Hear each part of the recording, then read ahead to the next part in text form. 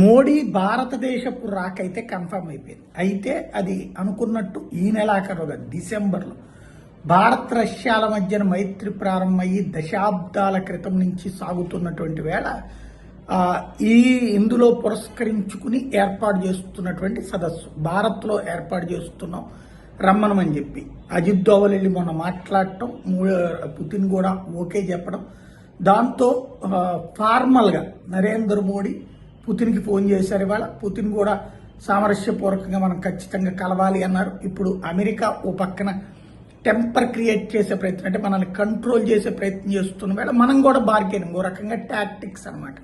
అరే పోరా గొట్టా, నువ్వు లేకపోతే మాకు ఇంకొకళ్ళు ఉన్నారు, నీకంటే ఎన్ని ఆయుధాలు ఉన్నాయి, నీకంటే 4 ఆయుధాలు ఎక్కువే ఉన్నటువంటి రష్యా వాడు మాకు ఫ్రెండు, ఆర్థిక పరంగా నీ మీద డిపెండ్ అవ్వాల్సిన అవసరం మాకు లేదు, అదే సందర్భంలో మా మిత్రుడితో మాకు సంబంధాలు బాగున్నాయి కాబట్టి